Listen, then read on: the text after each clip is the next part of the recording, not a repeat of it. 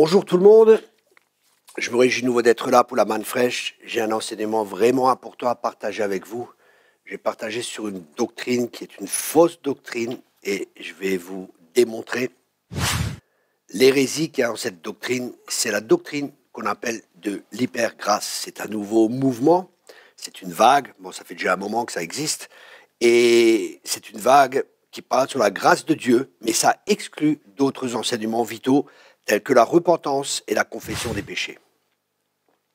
Les enseignements de l'hypergrâce soutiennent justement que tous nos péchés sont pardonnés, les passés, les présents et les futurs, ce qui est vrai, mais ils disent qu'on n'est pas lié à l'enseignement de Jésus, que nous ne sommes pas sous la loi, même si nous ne sommes pas sous la loi, que les croyants ne sont pas responsables de leurs péchés et que quiconque n'est pas d'accord est un légaliste pharisien.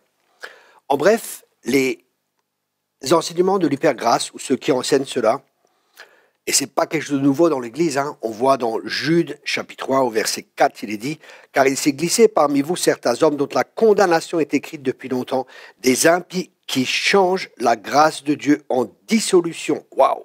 Ils changent la grâce de Dieu. Et les paroles de Jésus aux 7 églises de l'Apocalypse, par exemple, ils contredisent fortement que les chrétiens n'ont jamais besoin de se repentir. Quand il écrit à l'église d'Éphèse, par exemple, il dit « Considérez de vous être tombés et repens-toi et fais les choses que tu faisais en premier. Si vous ne vous repentez pas, je viendrai à vous et j'ôterai le chandelier de sa place. » Les 5 églises, Jésus les réprimande et les 5 églises, Jésus leur demande de se repentir.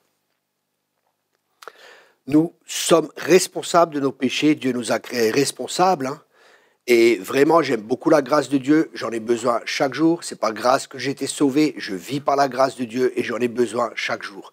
Mais chaque enseignement qui est tiré à l'extrême, c'est toujours les extrêmes, ou alors c'est le légalisme, ou alors c'est l'hypergrâce. Et tous les deux, c'est des extrêmes qui vont dans une direction et c'est ainsi qu'on tombe du cheval.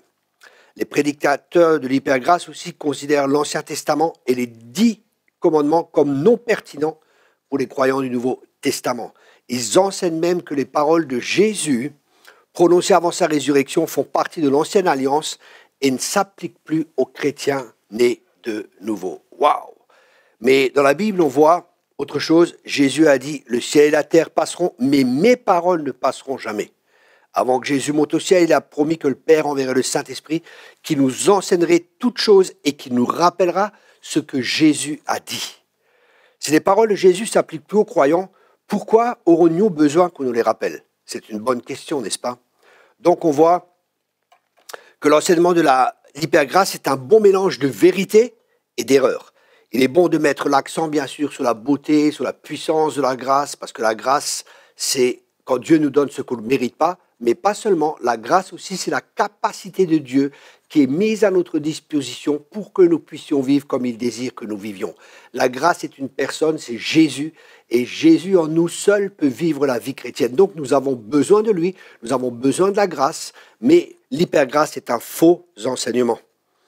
Par exemple, dans Acte 20, verset 27, l'apôtre Paul nous rappelle que l'ensemble du conseil de Dieu et que la bonne doctrine, c'est l'ensemble des enseignements, c'est pas juste un enseignement où on met l'accent dessus, parce que ça va conduire à des dérives, comme c'est le cas avec l'hypergrâce.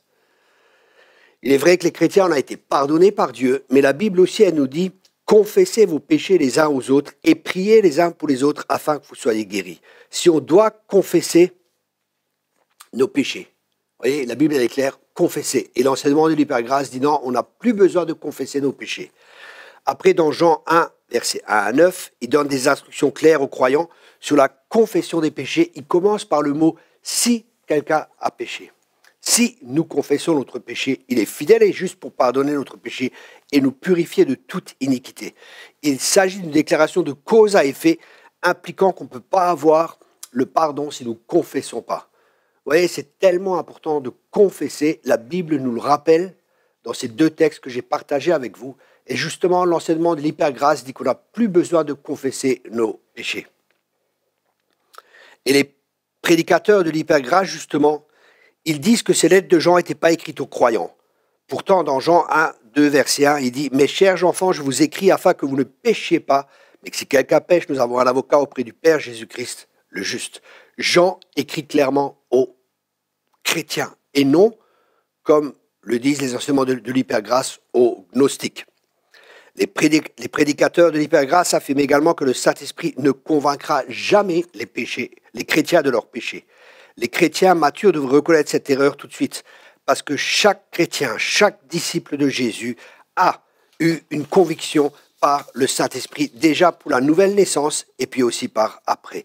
Le Saint-Esprit convainc de tout ce qui n'est pas de la vérité. Une grande partie de ce qu'enseignent les prédicateurs de l'hypergrâce est valable. Nous sommes sauvés par grâce, non pas par nos œuvres, et la grâce de Dieu, elle est merveilleuse, elle est grande, elle est gratuite. Cependant, l'enseignement de l'hypergrâce est hors de proportion avec le reste de l'Écriture. Chaque fois qu'une doctrine est soulignée à l'exclusion du reste, nous tombons dans l'erreur parce que nous ne parvenons pas à manier correctement la parole. Jésus était plein de grâce, mais aussi de vérité.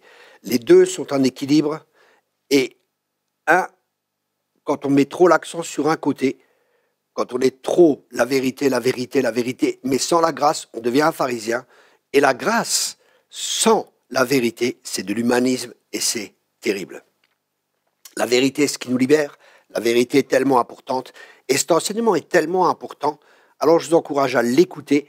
Et croyez-moi, je ne suis pas un légaliste. Je vis de la grâce. Je sais ce que c'est la grâce de Dieu. Dieu m'a fait grâce avec mon passé. Et dans ma vie chrétienne aussi, j'ai besoin de sa grâce. Mais nous devons vraiment révéler ces choses pour que les gens ne soient pas séduits. Il y a encore certains qui vont plus loin dans l'hypergrâce. Ils disent, tu peux vivre comme tu veux, tu seras sauvé, tu n'auras pas de récompense, mais tu seras sauvé. Ça aussi, si le chien retourne à son vomi, il n'y a plus d'espoir pour lui, dit la Bible. Vous voyez, je vous partage que des versets bibliques parce que sa parole, c'est la vérité pour contredire ce faux enseignement. Donc, je vous encourage à être prudent, à éprouver toute chose, à prendre ce qui est bon et à laisser le reste.